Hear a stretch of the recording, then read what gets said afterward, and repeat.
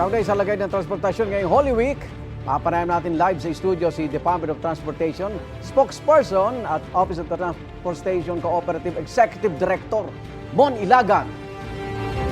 Lina Ramon. Kumusta, Mon? Hi, Magandang Igan. umaga. Good morning. Diin na diin talaga yung Mon Ilagan. Mon Ilagan. Nagbabalik ka sa morning show, ha? Morning show. Eto, gaano po kahanda ating public transportation sa biyahe ng ating mga kababayan? Baka raw magsimula na ngayong Martes Santo pa lang eh. Oo. Alam mo, magandang umaga po sa inyo sa unang hirit, sa mga taga-subaybay ng unang hirit.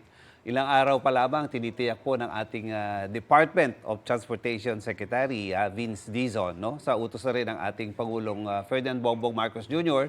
na tiyakin at siguruhin ang kaligtasan, no? Safety, at gayon din ang mabilis na pag-travel ng ating mga mananakay nitong Semana Santa. Sapagkat unang-una ay kinakailangan yan no?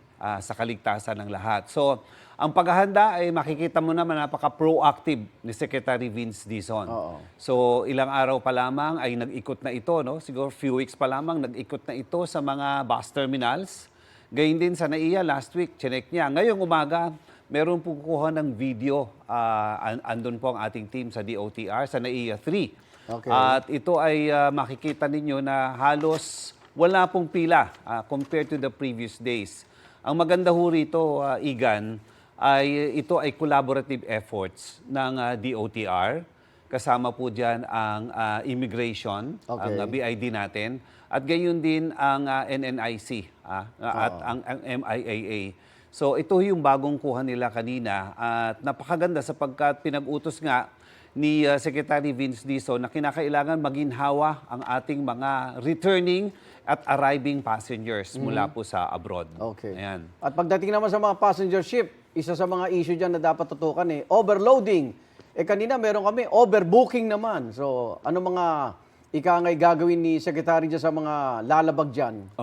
Alam mo, Igan, lalabas ngayon ang investigasyon sapagkat dun sa overloading, meron nang nakita, may nahuli na ang Philippine Coast Guard. Isang ship mula po sa Batangas, sa Batangas Port, papunta ng Romblon. No? So mamaya po ilalabas sa Secretary ang resulta ng investigasyon.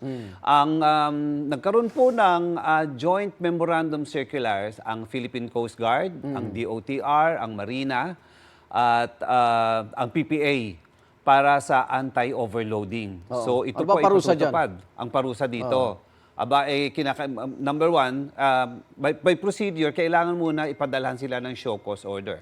No? Pangalawa, kung sakatalagang may mga paglabag, maaari may mga suspension. Maging maapektado ang kanilang lisensya at ang kanilang mga business permits tungkol po dyan. So, but anyway, mamaya po lalabas yan. No? Lalabas ang resulta ng investigasyon. At yan ang paka-importante sa ating mga sasakyang pandagat na wala pong overloading. So, bukod po dyan, ang Coast Guard po dyan, checkin ho talaga lahat ng mga gamit at ang mga kargamento na dapat isakay. So, importante po yan sapagkat inuulit ng ating Pangulo at ni Secretary Vince Dizon ng DOTR ang buong puwersa, maging ang mga attached agencies, ang kaligtasan ng ating mga commuters, ligtas na pagbabiyahe, mabilis, komportable at magkaroon ng sapat na oras sa kanilang pamilya sa pamagitan po ng mabilis na pagbiyahe ng ating mga commuters riding public. Balik tayo sa EDSA. Nag-anunsyo na ang Public Works and Highways na May 15 na sisimulan. Naurong po itong EDSA rehabilitation. Sa panig ng DOTR, nakasama rin kayo dyan siyempre sa proyekto niyan pagdating sa tinatawag na EDSA busway. Handa ba tayo na baka maapektuhan yung mga suki, no, ng mga pasahero sumasakay ng busway, Mon? Of course naman, especially ngayong Holy Week, itong pagdiriwang ng Semana Santa ay talagang number one, naka-deploy ang mga securities natin sa EDSA busway. Pangalawa, ay magdadagdag po ng mga at least 60 to 100 buses kung sakasakaling kinakailangan dumagsa po ang pasahero dyan. Now, sa EDSA rehabilitation, this is the main project ng DPWH, pero in collaboration po dito ang DOTR at saka ang MMDA. Okay, eto huling balita, yung bumagsak na poste ng MRT-7 dito sa West Avenue. Hindi ba uminit ang ulo ni Secretary Dizon dito? Hindi pa operational bumagsak na. Alam mo, hindi po Igan, no? Hindi maiiwasan talaga yung ganyang aksidente. Pero ito po ay part ng MRT-7, no? We're just getting some reports But anyway, ang maganda po rito, Igan, kahit na ito ay may aksidenteng ganito, maigi nang nangyari na gano'n kaysa sa operational na. No? Ang dapat lamang po dito ay talagang sapat na pag-iingat para sa ating mga kababayan. So, we're just getting the report on that. So hindi naman naapektuhan ang integridad ng buong proyekto ng MRT 7? Wala po naman, wala po naman. And hopefully kahapon pinag-uusapan po itong MRT 7. Let's keep our fingers crossed. Baka ito po ay mag-operate na maari sa katapusan po ng taon or even next year. Sa Exodus sa darating, may mga dinagdag ba kayong mga permit sa mga bus na babiyahe? O iba pang maaaring makatulong para maihatid yung ating mga kababayan sa kanilang pupuntahan? Napakaganda ng tanong mo sapagkat alam po ninyo ang LTFRB ay nag-issue ng 1,000 special permits para sa iba't ibang mga buses. No? At ito ay makapagbiyahe sa iba't ibang mga lalawigan. Kahapon po, bumisita rin sa PITX terminal, Igan, si Secretary Vince at buong team.